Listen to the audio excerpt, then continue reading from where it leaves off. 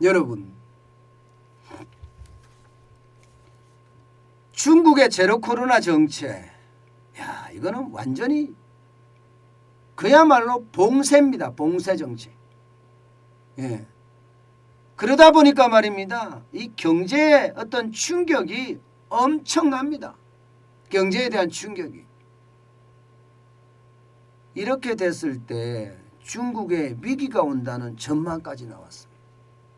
그 단서가 어디 있느냐? 바로 이거예요. 중국 1분기 성장률 전망이 3%예요. 3%. 충격적인 숫자입니다. 충격적인 숫자예요. 여러분 1분기에 3% 성장한다고 생각을 해보세요.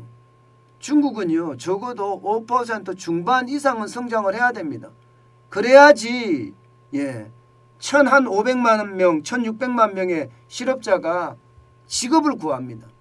그런데 3%까지 떨어지면 실업이 커진다는 이야기예요. 실업이 커진다는 이야기는요. 이게 중국 경제의 어떤 충격이 점점 커질 수 있다는 이야기입니다. 여러분 이거 한번 보세요. 중국 경제가 굉장히 빠르게 둔화되고 있는 모양새잖아요.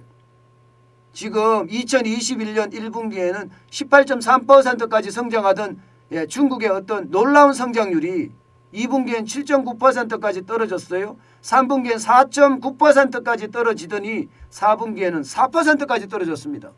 이거는 어느 누구도 예측하지 못한 거예요. 그런데 2022년 1분기는 3%까지 떨어진다는 이야기가 나올 정도로 중국의 경제 성장률은 급속하게 지금 둔화가 되고 있습니다. 이 급속하게 둔화가 되는 것 왜 그러냐? 왜 이렇게 급속하게 둔화가 되느냐? 여러 가지 이유가 있습니다. 여러 가지 이유가. 제일 첫 번째는 부동산의 문제입니다. 부동산이 중국 경제의 성장률에 거의 한 30% 차지한다고 생각을 합니다. 30%. 그런데 지금 헝다그룹을 포함해서 부동산 개발사들이 줄줄이 파산하고 있잖아요. 줄줄이 파산하고 있잖아요. 줄줄이 파산하니까 가장 크게 문제가 되는 게 지방정부예요. 그동안 지방정부 재정은요. 이 지방에 있는 땅을 부동산 개발사에 팔아가면서 재정을 메꿔왔습니다.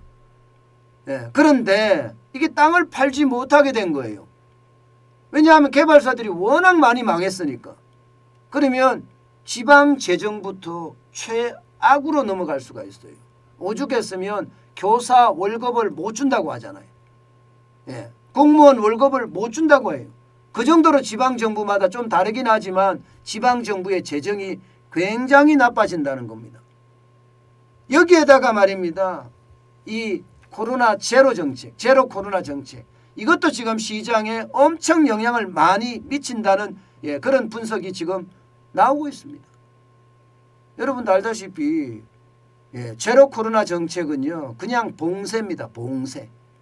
해외에서 중국 방문을 하면 3주 시설격리를 해요. 시설격리.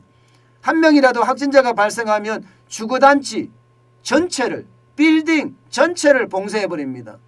확진자가 계속 확산을 하면 시 전체, 시 전체를 그냥 그야말로 완전히 봉쇄해버립니다. 그러니 이게 어떻게 되겠습니까? 시 전체가 만약에 봉쇄를 하면 시가 아예 멈출 거 아니에요. 아예 멈출 거 아니에요. 도시 성장이 아예 멈춥니다. 확진자가 발생을 하면요 아예 나갈 수도 없어요. 음식료나 그 생필품을 구하는 것까지도 외출이 금지될 정도니까 이게 심각하다 못해 엄청나게 심각한 거죠. 그러다 보니까 경제에 영향을 미칠 수밖에 없습니다. 물론 이렇게 한 것은 베이징 동계올림픽을 좀 잘 치르자고 이렇게 한 건데 사실 베이징 동계올림픽도 이게 스포츠맨 정신은 다 어디로 가고요. 중국의 전국체전 같습니다. 중국의 전국체전. 그 동계올림픽이 정치적으로 얼룩져서요. 중국의 동계올림픽, 베이징 올림픽은요. 그야말로 그냥 이런 표현 쓰겠습니다. 개판 올림픽이 됐어요. 개판 올림픽. 중국인들의 잔치만 되고 말았어요. 오히려 중국인에 대한 반감만 더 커졌어요. 중국인에 대한 반감만. 그러니 이게 제로 코로나 정책을 하면서 베이징 동계올림픽을 성공적으로 이끌겠다고 이야기했는데 베이징 동계올림픽에 대해서는 뭐 성공적인지 뭔지 저는 솔직히 모르겠어요. 관심도 없고요. 아마 세계인들이 비슷비슷할 거예요. 세계인들이 비슷비슷할 거예요. 그러면 중국이 애초에 생각을 했던 중국의 화려한 부활, 중국몽 다 깨졌다고 봐야 되고요. 그것 때문에 경제는 경제대로 지금 망가지고 있다고 봐야 되거든요. 성장률이 3%까지 떨어지면 그 어느 때보다 충격이 지금 될 수밖에 없다고 생각을 하는 겁니다. 지금까지 중국은요. 류바오라고 했죠. 류바오. 일자리, 민생, 기업활동, 식량, 에너지, 공급망 6개 항목에서 안정적인 어떤 경제활동을 만들어내겠다는 류바오. 류바오까지도 지금 깨지고 있는 것 아닌가 뭐 그런 이야기까지 나올 정도입니다. 문제는요. 중국이 이렇게 어려워지면 대한민국 괜찮을까요? 저는 대한민국에도 위기가 온다고 생각합니다. 왜냐하면 수출 보세요. 우리가 중국에 수출하는 게 전체 수출 비중의 거의 30%를 넘습니다. 중국으로 직접 수출하는 양은 25%가 조금 넘는 수준인데요. 홍콩을 거쳐서 수출하는 것까지 합치면 홍콩 수출이 한 5% 되거든요. 그러면 25%에 5%면 30%가 넘어요. 30%가 넘는데 중국의 경제 성장률 전망치가 지금 3%까지 떨어진다고 한다면 우리 경제도요. 수출을 그만큼 못한다는 거예요. 안 그래도 지금 우리 경제 수출이 지금 굉장히 어려워요. 작년 12월에 4억 5,200만 달러 적자, 올 1월에 역대급이에요. 48억 8,900만 달러 적자, 2월 달에도 2월 1일부터 10일까지 35억 800만 달러의 적자입니다. 이렇게 적자가 계속 나고 있는 상태에서 지금 중국의 성장률마저 꼬꾸라지면 우리 경제도 같이 꼬꾸라지는 그런 상태까지 가지 않겠느냐. 그렇게 예상합니다.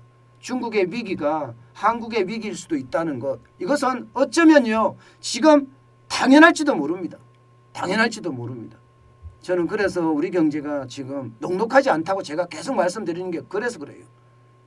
우리 경제가 진짜 녹록하지 않습니다.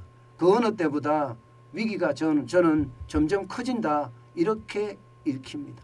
중국의 위기는 곧 대한민국의 위기일 수 있다 이런 얘기입니다. 물론 중국의 위기가 오면 대한민국 위기만 되는 게 아닐 거예요. 세계 공장이라고 이야기하니까 전 세계가 다 위기에 겪겠죠. 그리고 중국발 세계 경제 위기라는 이야기도 그래서 나오는 거잖아요. 어쨌든 중국의 어떤 상황이 우리 경제에 치명타를 던져줄까 솔직히 조금 두렵습니다.